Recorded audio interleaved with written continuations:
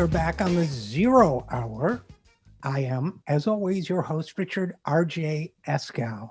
Joining us once again is my very good friend, Dr. MarkAlain Dery. MarkAlain is an infectious diseases physician.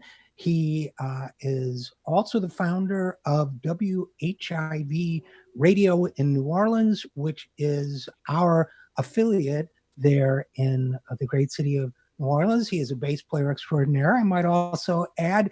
And he's been, of course, given his background, following and talking about the pandemic quite a bit, and with a lot of places in the country talking about reopening, including places here in the Maryland, Virginia, D.C. area. Always timely to talk to him, always good to talk to him. So without any further ado, MarkAlain Dery, thanks for coming back on the program. Thank you, RJ. It's a pleasure, as always. I forgot to mention, you also have a podcast about the pandemic. So just tell us briefly about that before we get started, if you don't mind. Thank you. Yeah, no, thank you so much. It's a 10-minute daily podcast that comes out. We try to get it so that it's there by 6 in the morning. It's 4 stories. It's me and a fellow colleague of mine here in New Orleans, who's he's a physician and he's a communications expert in medicine. So it's a 10-minute high-yield podcast where we look at 4 brief stories from the lens of a social, economic, and racial justice perspective. So it's not just literature review. It's not hard science. It's really kind of taking the COVID-19 pandemic and kind of filtering it through the lens of social justice as told by an infectious diseases physician as well as a communication specialist in medicine. So, and it's called Noise Filter, and it's found on all the podcast platforms. And that's Noise Filter, one word, for people who are looking for it. Well, that's great. Now, I started out by saying a lot of areas are beginning to open. Of course, and some never really closed around the country. And, we're hearing a lot about when to know when to go out, what's safe to do and what's not safe to do, kind of a governing what people should do as a kind of operating philosophy for how to deal with risk and all that. So I guess maybe one good way to start, MarkAlain, would be by talking about that a little bit. What do you see? How do you think people should approach risk assessment at this point?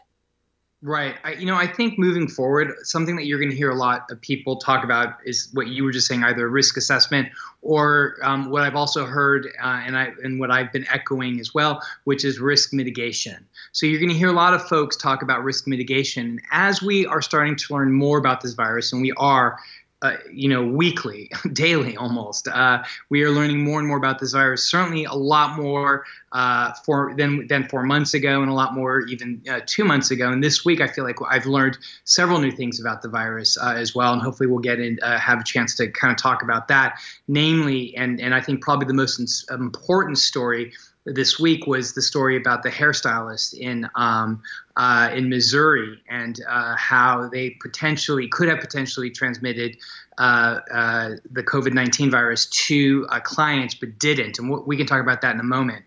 But I think the big lessons to take probably from the last couple of weeks with respect to risk mitigation is, one, we recognize now the virus is overwhelmingly a respiratory transmission. So gone are the days where, of course, touch and contact may be a potential for transmission, but it's far less than initially thought. It's now overwhelmingly the idea of this being respiratory, talking, coughing, breathing, sneezing, shouting, protesting, what have you. Which underscores the importance of a mask, right? But again, the respiratory route is the most important route.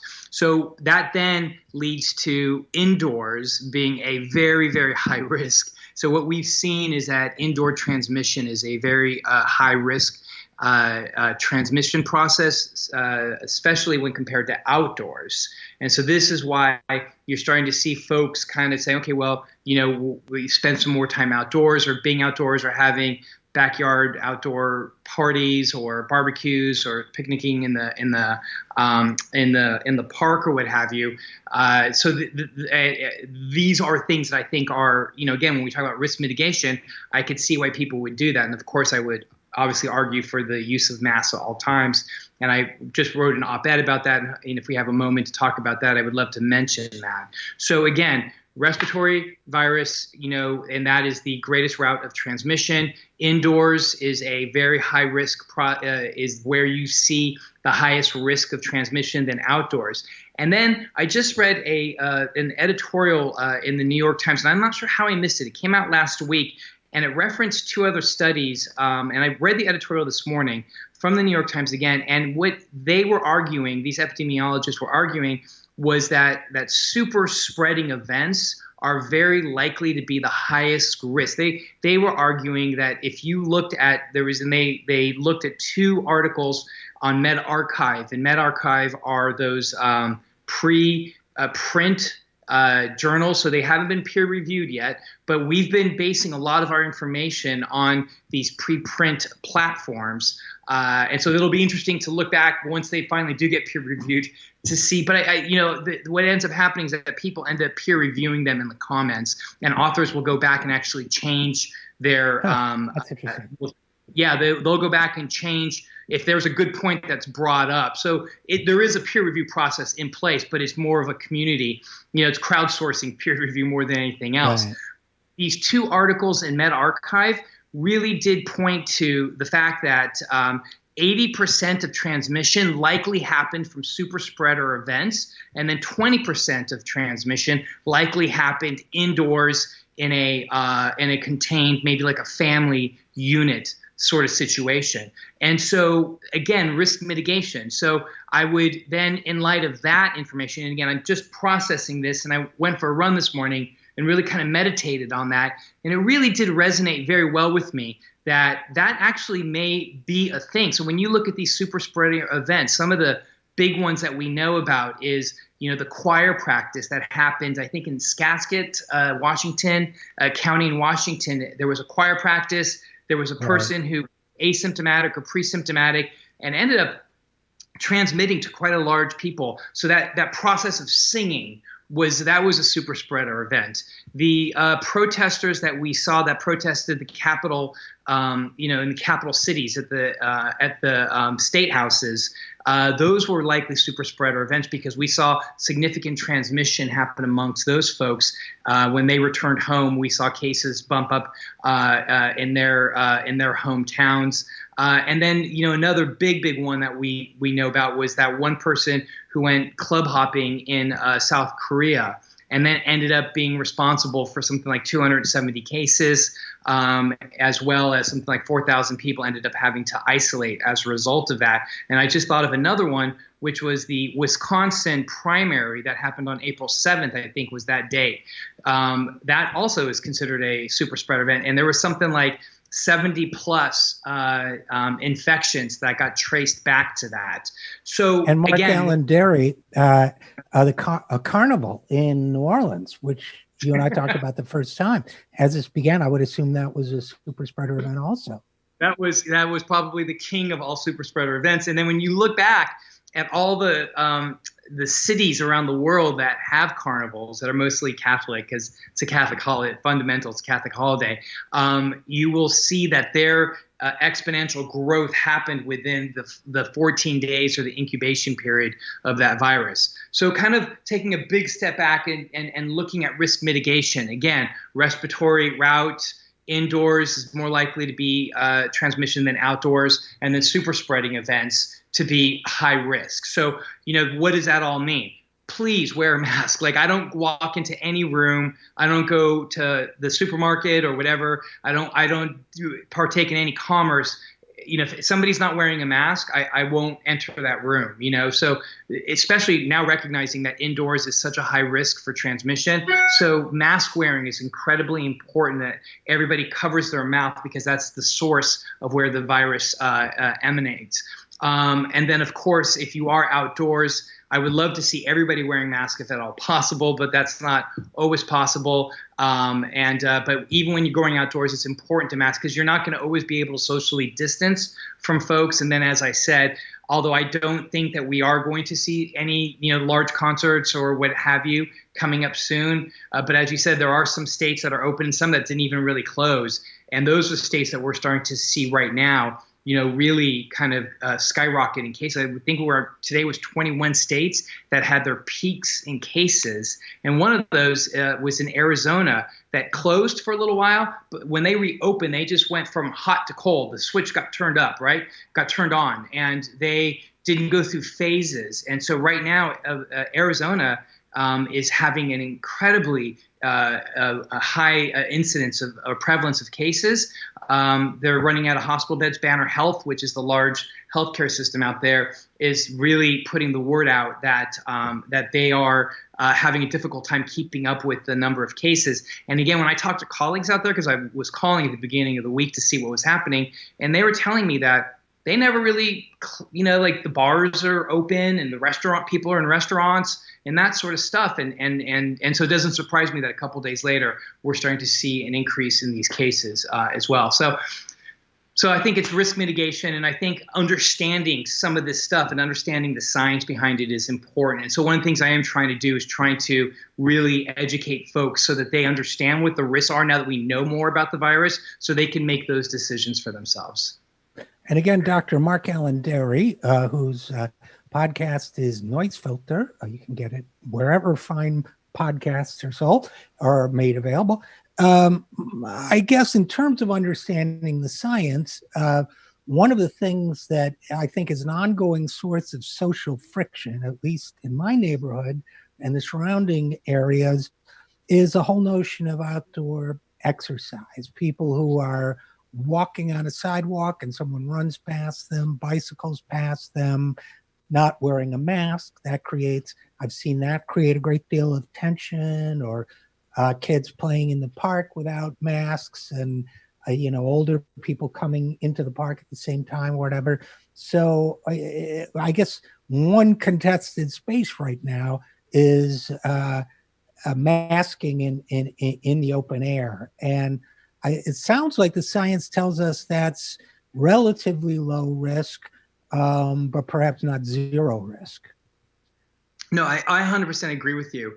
And again, the op-ed that I wrote that was just released this week argues for masking outdoors completely. But let me tell you the science behind it, because I think your question is an excellent one. So the science actually says that it's likely to be a prolonged exposure to somebody, and they say 15 minutes with kind of a prolonged within a 6 foot. So if you spent, like if you were having dinner with somebody, and 3 days later they ended up becoming positive, right? Then that may be that's a person, right? Dinner longer than 15 minutes within a 6 foot space. If somebody were to be jogging by you and kind of was breathing hard, it's unlikely that may be enough of a respiratory viral load that could be available that you would potentially breathe in. But the risk is not zero. And as somebody who runs 5 miles every day, I wear a mask every day, and I think that's just the appropriate thing to do. I live in the South, in New Orleans, obviously. I am continually shocked about on the lack of masking that I see with people who are outdoors, kind of riding their bikes, walking their dogs, or taking their children out for a walk. But when you go to stores, or when you're going to events, not that I go to events really, but when I'm at my office or wherever, people do tend to be masked. So I think that there's this messaging is, well, I'm outside, it's not really a big deal, I'm socially distancing from people, therefore I don't need to wear a mask. I would argue, no, that's not necessarily the case, because there could be some viral transmission that could occur. And the best way for that to not occur is if everybody were to be masked at all times. And you start seeing countries that are requiring masking, and countries are requiring masking of kids at 2 years old and above. You are seeing rapid reduction and the rates of cases are declining rapidly or have declined rapidly. But otherwise, yeah, your point is well taken. I think it's important to kind of balance the science and be upfront with the science, but at the same time, make very solid public health recommendations. Yeah, and it's been interesting, maybe as a side comment, but since, as your podcast, you partner with someone who does medical communications, as well as medicine. I guess it's a dimension of medicine, really. One interesting, before we move away from the outdoor activity topic, MarkAlain, Dery, one of the interesting aspects of this, watching the internal conflicts on neighborhood bulletin boards and so on, for me, has been that there are sort of sub-themes, because I'm seeing bitter arguments. And I think for the people who don't want a mask, part of it is this kind of, you're not the boss of me. I would argue childish psychology, don't tell me what to do. But part of it, I think, is also you're trying to impose your will on me, which oppresses me kind of philosophy. Whereas I think the people who are at high risk are saying, look, even if the chances are very low, you're showing reckless disregard for my life. So the intensity of emotion, the higher it gets, the less productive these conversations become. What are your thoughts about that? So it's a great question, RJ, and I have two thoughts about it. One is I actually have given up on trying to explain to folks about this, just because, like you said, I don't want to, if we could get the whole globe to mask for 28 days, we would see rates of transmission fall incredibly rapidly. What would you do for the people who don't want to mask? Okay, well, they're the outliers. I would say if the majority of people did it, then that would be fine, right? I mean, especially if we're talking about folks that are being outdoors or what have you. But it really comes down to point number 2 here, which I think is really important, is that we've already litigated this in the form of indoor smoking, right? People were like, well, I have a right to smoke. And people are like, well, I have a right to not be exposed to your smoke, right? And so I see that as a very good analogy to what we're talking about here. People are like, well, I have a right to not wear a mask. And my argument is, well, I have a right not to be exposed to your coronavirus. And so I think as a society, we've more or less litigated that. I just don't think we've moved it into the realm of the way that we look at smoking. As you mentioned, and as you are a musician, I play music. I can't tell you how when they finally got rid of tobacco smoking or smoking inside bars, which was probably about 3 or 4 years ago, it was late by comparison to the rest of the country. Nobody will ever go back. And I've been talking to musicians, and it's funny, everyone was like kind of grumpy about it. But then after it got there, there's nobody will ever say that they want to go back to where people were smoking in bars. After the end of a 3-hour gig or whatever, you just, smoke all over you or what have you. So I think as a society, we've litigated it in the form of tobacco smoking. I think that we just haven't done so quite yet because we haven't looked at it. Maybe that's another op-ed right there, looking at it from the perspective of people wearing masks so that, I'm not subjected to your coronavirus. And there was a couple of studies that I think are so incredibly important that underscore the importance of that point. And one of them came out, I think, last week or this week. And I think it was one that I may have sent to you, RJ, was that Wuhan, that was this week. A study was released this week that showed that Wuhan, the epicenter of the global pandemic, right? They tested something like, I think, close to 11 million people, or at least as close to 11 million people, which is their population. Their prevalence rate of disease was 3 to 4%. 3 to 4% of the total population was positive for the coronavirus, right? Using antibodies. Now, let's remove off the table whether or not antibody testing, how good it is, whatever. Let's just assume antibody testing is good, because what we're seeing around the country is that 3 to 5% tends to be what cities are seeing. So that means that 95 to 97% of the population is still vulnerable to this virus. And I think that's an important point to bring up. And so this is what makes masking regularly so important. In terms of people who don't want to mask, what can you do? We see the administration, the president, the vice president, refusing to wear a mask. I think there's nothing history is going to judge them harshly for it. And I just think about that, and I recognize that people in the future are going to look back and say that was a large mistake.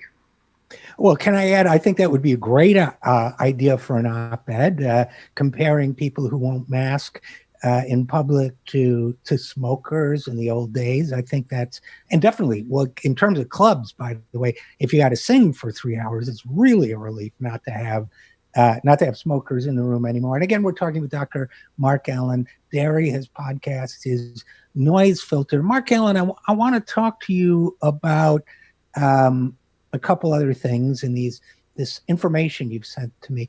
Really interesting slide you have. I actually didn't know about this. The Missouri hair salon you mentioned.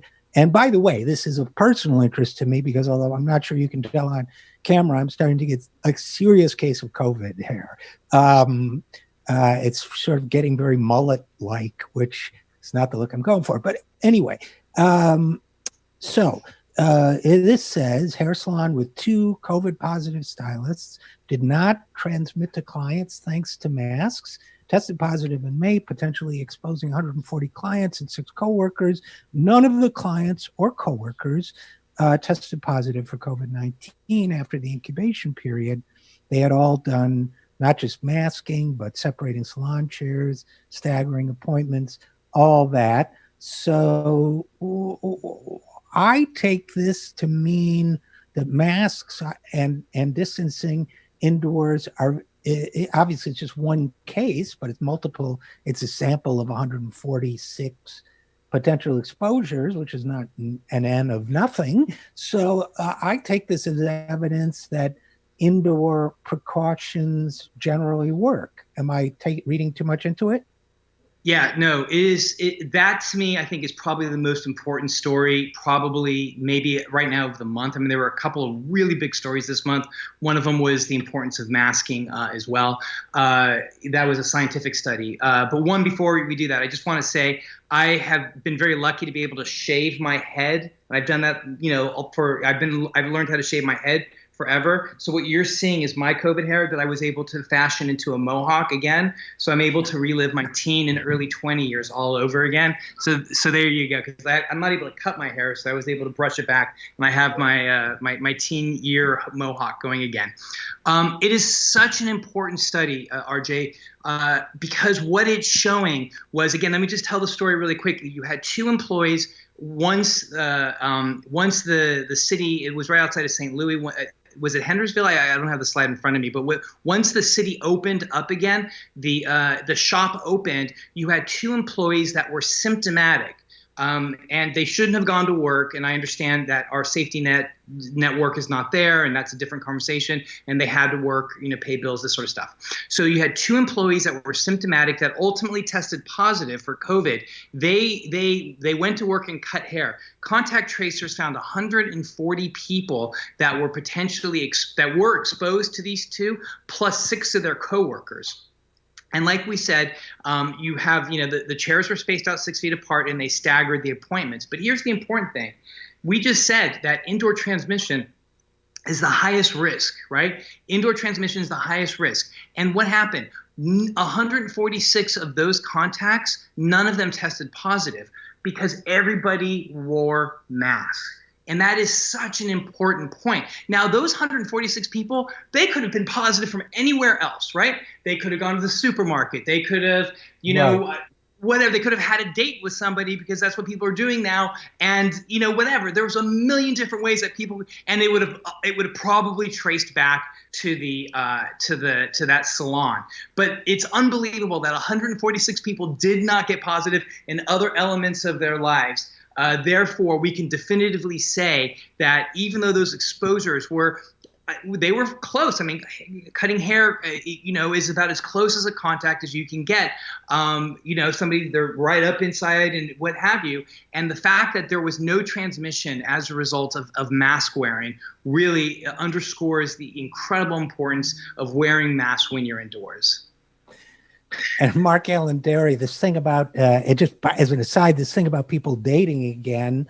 I mean, I guess in a way, COVID-19 could become an STD if we're not careful. I can't imagine people masking during sex, so unless you're Nicole Kidman and Tom Cruise in that movie, I guess. But so that's an aside. But let's talk more important. I mean, I guess it's a way of bringing up the topic of urging people to be extremely cautious about sexual contacts with new people at this time of high risk. I recognize that going without sex is a great sacrifice, but I think we want to be really careful in that regard as a society, right? Yeah, I mean, I read this morning that the New York City Public Health Department just put out some new guidelines for sex during COVID, and as you guys know, they're very, very sex positive. So even somebody like myself, I refer to myself as an STI physician. That's what I do, right? And I have clinics that just focus on STIs. I even was blushing a little bit as I was reading some of it. But again, this kind of goes back just real quickly to risk mitigation that we were talking about. So like if you went on a date with somebody and you sat outside and had like a cup of coffee sitting outside with masks on, very low risk if you went on a date with somebody like that. If you went indoors and let's say had a drink with somebody, and as you're drinking and you're sitting closer, the masks are coming off. Maybe you stop wearing the mask. The alcohol, will decrease your inhibition. You could see there's a higher risk for something like that. If then you decide to, carry it on and engage in some potential physical intimacy, then again, your risk goes up. And so I think that is a great example. And sex during COVID is really a great example of that risk mitigation. Now, of course, if two people have had COVID-19, that doesn't really exist. Or if one person had it, because if one person had COVID-19, the other person didn't, then there would be no transmission, right? Because even if the person who didn't have it may be asymptomatic, they're not going to be transmitting it to the person who had it because of research. And I think that was one of the slides I sent you, was that reinfection is unlikely to happen, at least within this first kind of confine of COVID that we're in right now. Could it become seasonal? Could the virus mutate, sort of like the way influenza does, circle the globe and come back again? Yes, that's the case. And certainly us leaving the WHO, by the way, as an aside, increases that risk of happening significantly, especially when you looked at that a big budget that we supplied a large fraction or percentage of the budget to WHO. And by us leaving, we're really handicapping the WHO, especially when it comes to resource poor countries. And that's a whole other topic, but one that's really fascinating and could potentially put not only resource poor countries at risk, which is, we're talking about very fragile systems to begin with, both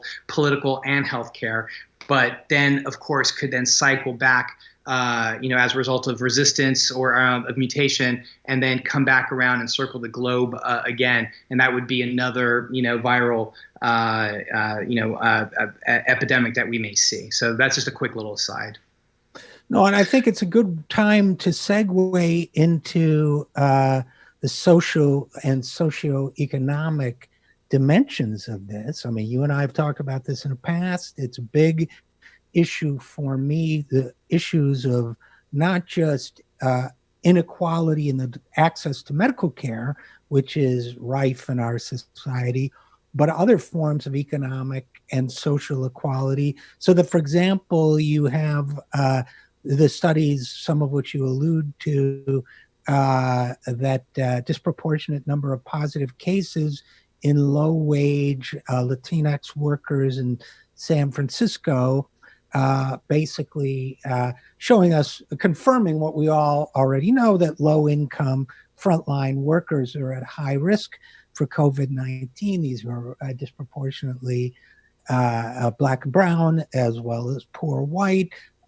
In this case of this test, stunning results for me. 95% of positives were Latinx, 5% Asian, none white. So basically, we've got a form of medical apartheid in place, where access to medical care is much harder for many communities, especially communities of color. And on top of that, we've got a lot of the same lower income people heavily exposed, homeless populations heavily exposed by nature of, the way they're forced to live and so on. So I fear, I always oscillate between optimism and fear. My fear is that we'll do nothing about that. My hope is that we'll learn a lesson from that and rededicate ourselves to the mission of eliminating these inequalities. But what are your thoughts on that? Yeah, I mean, so I think that those are important, and I think there were two studies there that I really wanted to focus on that I think were so important and so illustrative. So first, let me just, and I think, and if you remember when I first pitched you way back when, before COVID was like really big, I was like, hey, we're going to see inequalities with COVID. And I think that was how I first pitched you the story the first time in this series that we've been doing, was, looking at the, what I perceived to have been the inequalities of COVID-19. And that's largely because what I've always said, which is that infectious diseases are diseases of the poor. And so here's an example. When you look at the three top killers in the world, it's TB, malaria, and HIV. And they're not happening in places like Copenhagen. Right? They're not happening in places, like Iceland. They're happening in parts of the world that suffer from extreme poverty or poverty, right? And so I was particularly fearful of the four groups initially. I thought what we were going to see was, these big cases in nursing homes, and we did, in ICE detention centers, and we are in prisons, and we are in homeless shelters, and we are. What I didn't see coming, and shame on me for not seeing it, was that it was going to disproportionately affect communities of color. I didn't see it coming, and I should have. I'm an HIV doctor and Hep C, and communities of color are disproportionately represented there as well. But what surfaced was that initially you had African American folks being the first community that kind of surfaced with the highest level of cases, the highest prevalence of cases that were happening, and mortality. So let's talk about that. But then let me tell you why that's a fallacy. And that was one of the studies I sent you. So especially in light of this extraordinary time that we're going through right now, with these amazingly brave people that are protesting in the streets, are really highlighting centuries of structural discrimination that have occurred in our country. And one of the areas of that structural discrimination has been in healthcare. But when you look at that structural discrimination, we see, there's been a lack of accumulation of wealth because of discrimination in financing and banking, and the lack of being able to transfer property to offspring because of lack of housing opportunities and employment opportunities and healthcare opportunities, and the lack of access to quality healthcare. What you see here is, especially amongst communities of color and communities of color that in New Orleans, at least that are Black, you see high rates of diabetes, obesity, cardiovascular disease, and hypertension. And these are the highest risk factors for mortality for COVID-19. So one of the studies that I sent you, and it's been a study, it's an important study, was actually done by colleagues of mine, former colleagues of mine when I was at Tulane, and colleagues of mine that I sit on the task force for public health for the mayor here in New Orleans, Dr. Leo Swanee. What they did is they are at a large healthcare system called Ochsner here in New Orleans, or in Louisiana. They looked at 3,000 patients. 75% of them were Black, and 25% of them were white. The opposite is true in the healthcare system. In majority, it's mostly 70% white and 30% Black in the healthcare system. So that by itself was disproportionate. You had a higher number of African American individuals that were presenting with COVID-19. When they looked at what's called a multivariate analysis, it's a statistical analysis in which they basically they basically remove any of the noise or the air. They're able to kind of even everything out, age and health status, and everything's even out. One of the factors that did not lead to mortality was being Black. So this idea of being Black leading to high rates of mortality, that's not a thing. There's nothing about being Black that increases the likelihood of mortality. It is without question the determinants, the social determinants of health the fact that in our society there's a higher likelihood if for communities of color to be discriminated against in terms, again, employment, housing, education, healthcare. And so that leaves individuals and communities at lower rungs of the socioeconomic ladder. So the reason why that San Francisco study was so incredibly important was because what that showed there was they went to the Mission District in San Francisco. This is a community with 35% individuals who are white and 55 who are Latinx. And what they found was they did a testing blitz, and that's their words. They did a testing blitz. And what they found was that 95% of people who were positive were Latinx workers, right? And like you said, none of them were white, right? And when you look, there was a questionnaire associated with that study as well. And what they found was that 90% of those individuals were frontline workers, low income, low wage workers that were clerks at stores. They were front facing individuals.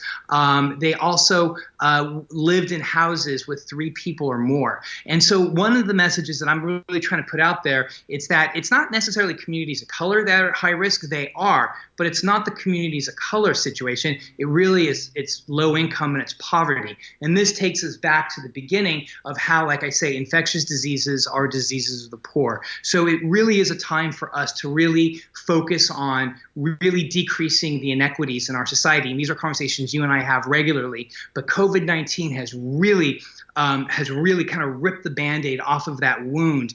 And I think that the protesting that we've seen in the form of racial discrimination and injustices that we've seen over the course of the last couple of weeks, I think really drive that point home. And unfortunately, we're going to have to leave it there. But as always, extremely informative. Again, my guest, MarkAlain Dery, MD, founder of WHIV Radio, our affiliate in New Orleans, and infectious diseases physician and co-host of the Noise Filter podcast. MarkAlain, as always, extremely informative. And as always, even on such a grim topic, great to talk to you. Thanks for coming on.